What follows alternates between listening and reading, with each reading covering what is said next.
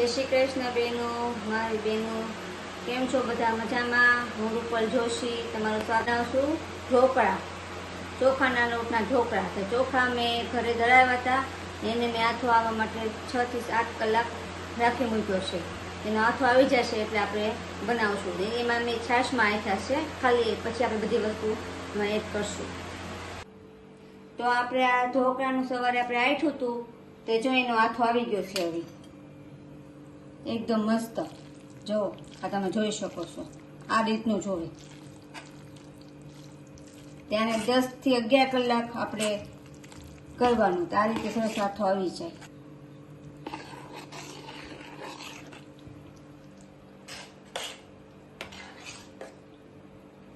જો તમારે સાંજે બનાવવાના હોય તો તમારે રાતે આથી દેવાનું, તો સવારે એકદમ સરસ આથો આવી જાય. અને સવારે કરવા હોય તો સાંજે આથી દેવાનું. આપણે ગેસ ચાલુ કરી દીધો છે ને આપણે ઢોકળિયું લીધું છે, એમાં પાણી મૂકી દીધું છે અંદર ગરમ થવા માટે. અને આમાં આપણે જોશે આ ઢોકળા ખીરામાં જોશે આદુ, મરચા અને લસણ મેં લીધું છે. 4 થી 5 મરચા લીધા તીખા અને આદુ અને થોડુંક લસણ, એને મેં ક્રશ કરી નાખ્યું છે મિક્સરમાં. થોડાક લીલા ધાણા લીધા છે અને ઈનો લીધો છે આપણે 2 પડીકી જેટલી. એક થોડોક અંદર છે ને આખી પડીકી જોશે. અને તેલ જોશે ગ્રીસ કરવા માટે. મીઠું સ્વાદ પ્રમાણે જોશે અને થોડુંક પાણી જોશે આને બેટરને થોડુંક પતલું કરવા માટે. અને એમાં આપણે નાખશું આમાં હજી ખીરામાં હિંગ, મીઠું સ્વાદ પ્રમાણે મીઠું નાખશું. હજી આમાં આપણે બિલકુલ નાખ્યું જ નથી મીઠું.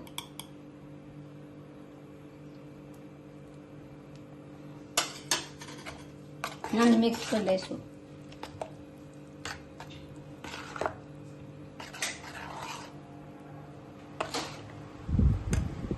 ના આદુ, મરચાં અને લસણ જે આપણે મિક્સર છે પીસા ચાહીએ.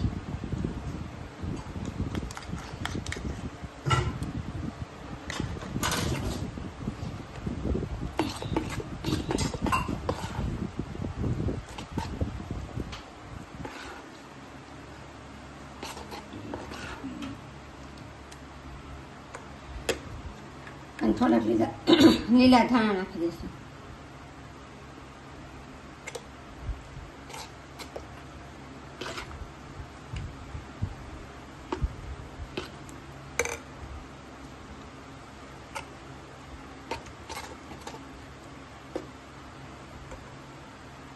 હવે આપણે આ જે ઈનો લીધો તો એ ઈનો આમાં નાખીશું.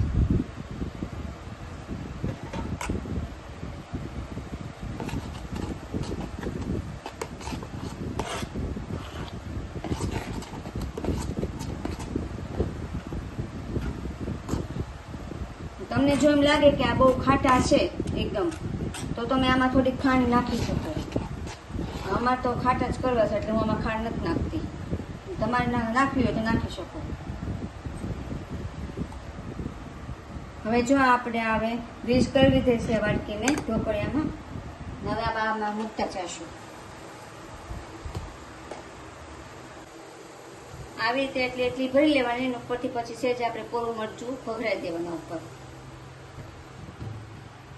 10 થી 15 મિનિટ એકદમ પાકવા દેશું, પછી આપણે જોઈ લઈશું. ઉપર કોઈ પણ વજનવાળી વસ્તુ આપણે આ રીતે રાખી દેવાની અને ધીમે તાપે એને ચડવા દેવાના છે 10 થી 15 મિનિટ કન્ટિન્યુ આવી રીતે. પછી આપણે જોઈ લઈશું એને. જો આપણે પાકી ગયા છે એકદમ સરસ. મેં ચાકુથી ચેક કર્યું હતું. 15 મિનિટ થઈ. 15 મિનિટ સરસ રહેવા દીધા. સરસ પાકી ગયા છે એકદમ મસ્ત. તો તૈયાર છે આપણા ચોખાના લોટના ઢોકળા. તો તમે જો કેવા સરસ બન્યા છે, એકદમ પોચા અને જાળીવાળા. જોવો તમે આ.